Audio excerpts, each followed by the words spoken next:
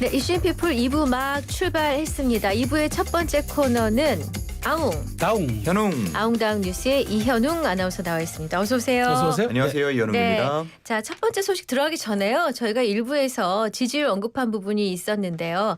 그 갤럽 조사입니다. 지난 18일에서 20일까지 전국 18세 이상 남녀 1,002명을 대상으로 조사했고 무선 전화 가상 번호에 전화 조사한 인터뷰 방식으로 조사했습니다. 자세한 내용은 중앙선거 여론조사 심의위원회 참고하시면 되겠습니다. 네, 자, 오늘 첫 번째 소식. 주말 동안 이재명 민주당 대표가 권성동 원내대표에게 상속세 관련 토론을 제안했죠. 네, 그렇습니다. 먼저 그제 오후에 운을 띄웠는데요. 네. 이 대표가 권성동 원내대표를 지목하면서 1,000억 원 자산가 상속세를 왜 100억 원이나 깎아줘야 하냐라고 지적했습니다. 네. 최고 세율을 10%포인트 인하하자는 국민의힘의 정책을 비판한 건데요. 네. 또 어제 정오가 조금 지난 시각에 민주당 임광현 의원이 권성동 대표님께 상속세 토론을 제안합니다. 라는 제목의 글을 SNS에 올렸고 조금 뒤에 이 대표가 이 글을 또 자신의 SNS로 공유하면서 일부 말을 좀 더 덧붙였습니다. 네. 정말 당당하다면 공개 토론을 합시다라는 내용이었는데요. 여당은 아직도 초부자 감세에 미련이 있느냐며 그럴 여력이 있다면 이 근로소득세가 억울하게 늘어난 것부터 정상화하자고 덧붙이기도 했습니다. 네. 네. 그에 대한 국민의힘 대답이 나왔죠. 네, 그렇습니다. 먼저 어제는 권성동 원내대표가 좀 강경한 태도를 보였습니다. 네. 인생 자체가 사기이고 범죄인 인물의 무례한 질의에 대해서는 답할 가치도 없다라면서 선을 그었는데요. 네. 그러면서 국민도 상속세 인하나 상속 공제액 한도 상향을 왜 하는지는 잘 알고 있을 것이다라고 말했습니다. 자, 그런데 오늘 오전에 토론 제안을 받아들인다는 국민의힘 측의 입장이 나왔는데요. 네. 비상대책위원회의가 지난 이후에 기자들과 만난 자리에서 김대식 원내수석 대변인이 1대1로 무제한 토론하는 것에 동의하고 찬성한다고 밝힌 겁니다. 하지만 형식도 주제도 자유롭게 하겠다고 했는데요.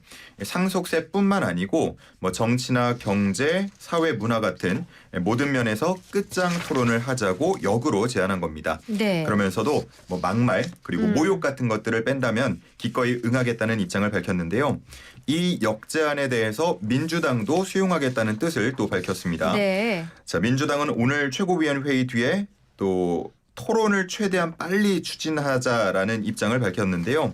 다만 1대1이 아니라 대표와 원내대표단 정책위 의장까지 포함해서 3대3으로 하자 이렇게 제시를 하면서 네네. 실제 토론 성사 여부에 관심이 쏠리고 있습니다. 그렇군요. 네. 자, 이제 내일 윤석열 대통령 탄핵 심판 마지막 변론 기일이 열리고 나면은 이제 선고일이 나올 것으로 보이는데 경찰이 이날 최고 수위의 비상 근무를 준비 중이라고요. 그렇습니다. 경찰이 내릴 수 있는 최고 비상 단계는 바로 가포 비상인데요. 네. 경찰관들의 연가를 중지하고 네. 이 가용 경찰력을 100%까지 동원할 수 있도록 되어 있습니다. 네네. 박현수 서울경찰청장 직무대리가 오늘 정례 기자 간담회에서 밝힌 내용인데요. 선고 당일 경찰청에 가포 비상 발령을 건의할 예정이고 긍정적으로 받아들여질 것 같다라고 밝혔습니다. 네. 네. 당일에 아무래도 대규모 인원이 모일 걸로 예상이 되고 또 마찰이나 충돌, 안전사고의 가능성을 배제할 수 없다는 게 그 이유였는데요. 네.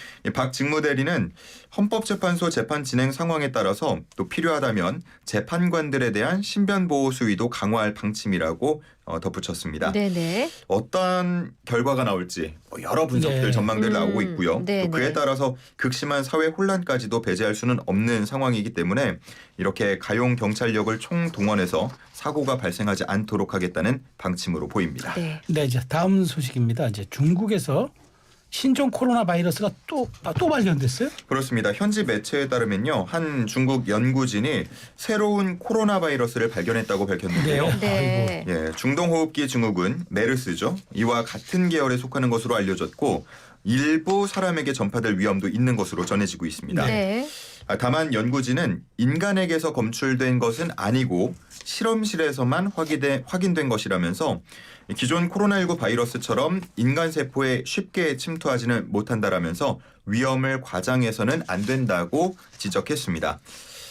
지난 코로나19 팬데믹으로 인해서 정말 많은 분들이 어려움을 겪었잖아요. 네. 그렇다 보니까 이번 소식을 듣고도 정말 깜짝 놀란 네. 분들 많으실 것 같은데 네네. 관련해서 오늘 질병관리청의 입장도 나왔습니다. 네.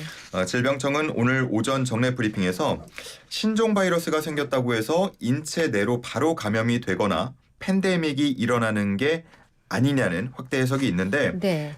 정당하다고 말씀드릴 수 없다라는 입장을 밝혔고요.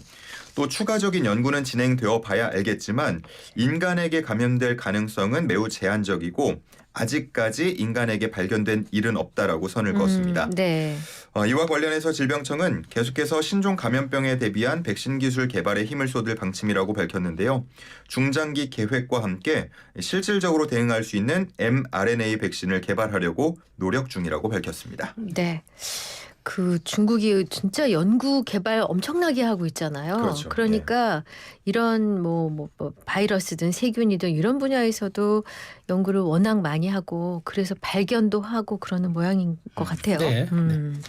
자, 다음 소식입니다. 사람을 구하기 위해 불이 난 건물 문을 뜯어낸 소방대원이 수백만 원을 배상해야 할 위기에 처했다는데 이게 무슨 일인가요? 예, 1월 11일, 그러니까 지난달 11일 새벽이었습니다. 광주 북구 신안동의 한 빌라에서 불이 났는데요. 네. 당시 현장에 출동한 소방관들 각 세대의 문을 두드리면서 안에 있던 입주민들을 대피시켰습니다. 네네. 옥상으로 올라간 주민들도 대피시키고요. 굉장히 긴박한 상황이었는데 네. 말씀드렸던 것처럼 새벽 시간이다 보니까 네네. 문을 아무리 두드려도 반응이 없던 집들이 있던 겁니다. 아. 만약에 소방이라면 어떻게 했을까요? 당연히 문을 그렇죠, 개방해야죠. 문을 개방해야겠죠. 열고 들어가야죠. 뭐 자칫 깊게 잠이 든 상태로 연기를 마실 수도 있는 그렇죠. 그런 상황까지 우리는 생각을 해야 되기 때문에 네. 현관문을 강제로 개방해서 세대 내를 확인했는데요.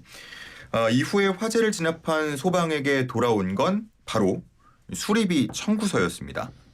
잠금 장치 그리고 현관문이 파손되자 일부 주민이 이를 배상해달라면서 소방당국에 수리비를 요구한 겁니다. 네. 자, 근데 여기까지 간 상황을 좀 설명을 드려야 할 것 같은데요. 네. 일반적인 화재 사건이라면 진화 과정에서 발생한 이 재산상 손실에 대해서는 불이 난 해당 빌라의 뭐 집주인이 가입한 화재보험에서 아하. 배상을 하는 경우가 일반적이라고 볼 수가 있겠습니다. 네네.